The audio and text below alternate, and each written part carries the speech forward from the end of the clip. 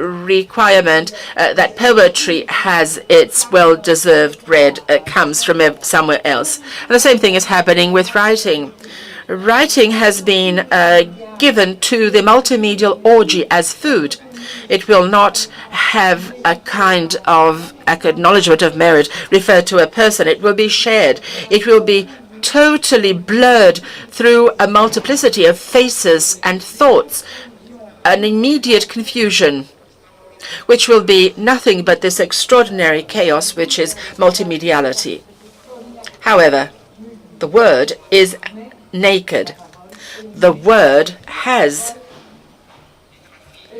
a form of leaving signs, of piercing the mind and forcing it to reflection, to thought, to knowledge, and first and foremost to knowing.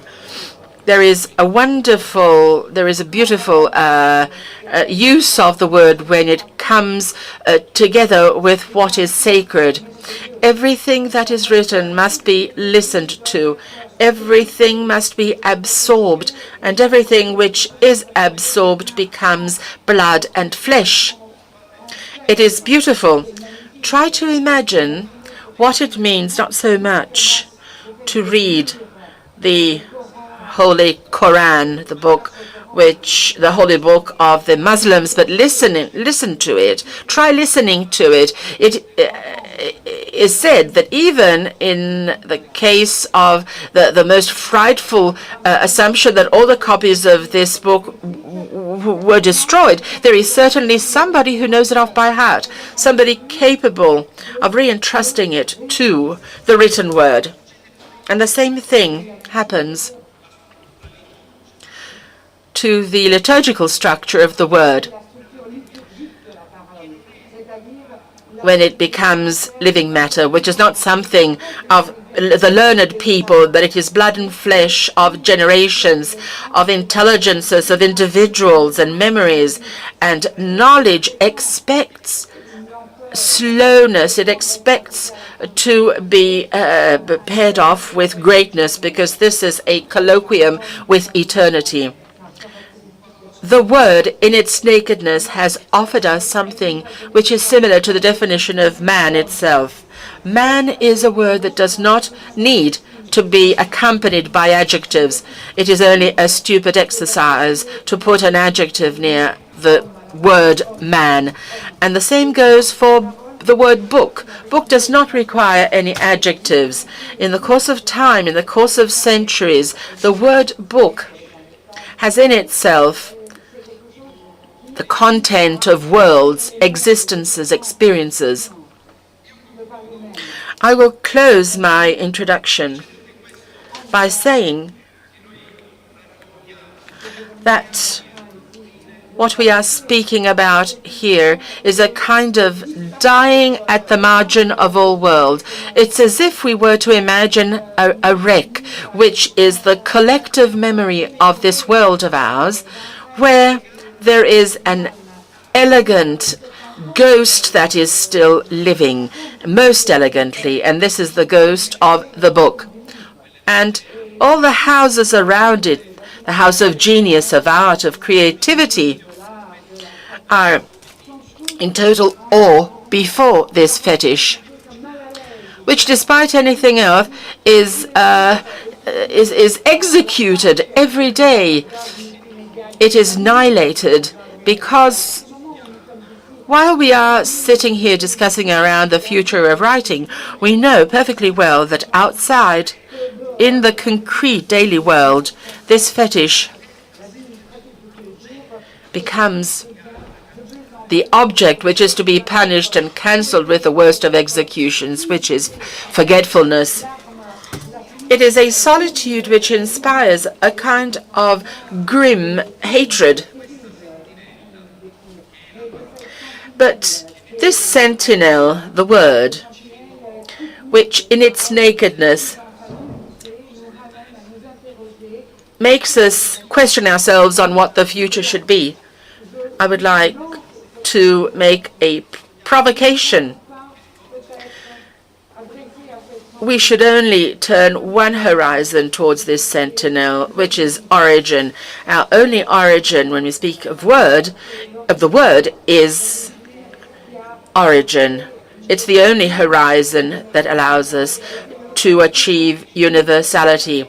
It is the only horizon that allows us to have a very intimate, very deep colloquium between the East and the West. It is the only horizon in which prospects for the recognition of the existence of beings in the world can find common ground.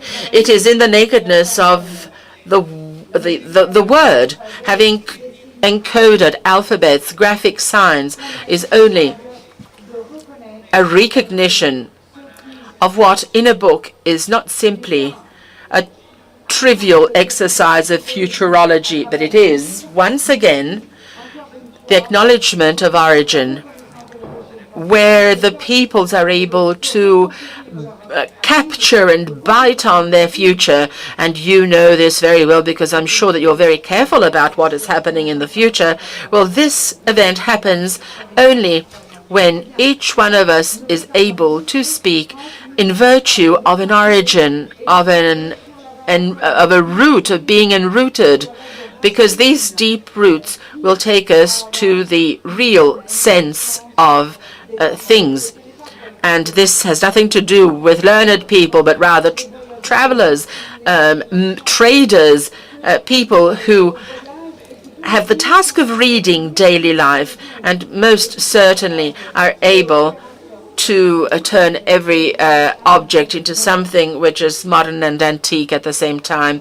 If you allow me, I would like to speak about, tell you that I spoke about my three professions as a bookseller, as a writer, and now as a journalist. That the world is changing is a trivial remark. I was very impressed when, at a certain point during the last election campaign, the Italian Prime Minister, in one of his speeches, spoke about a box.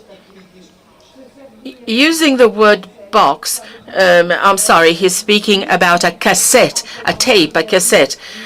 Now, if he used the word cassette, it means that he does not recognize the fact that there has been a passage to the digital form, from analogic to digital transmission. And this means tripping over oneself, because what does it mean in actual fact? It means that in the future that is asking us to be banal, superficial, and acknowledge what is happening in the meantime, has a ghost bearing on it and overwhelming it.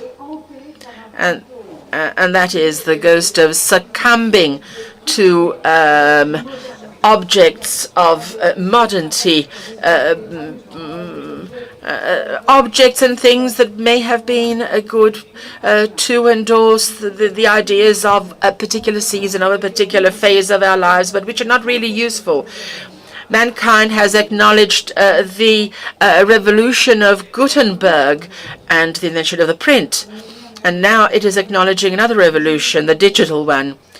And in a game of something between a conjurer and a digitator, so to say, we will be witnessing another revolution. In a few years, we will not even have a television set in our homes. This totem, which has come with our existence, will be totally overwhelmed by screens that are faster, bigger, capable of giving us anything we want from them. But there's always a slight detail.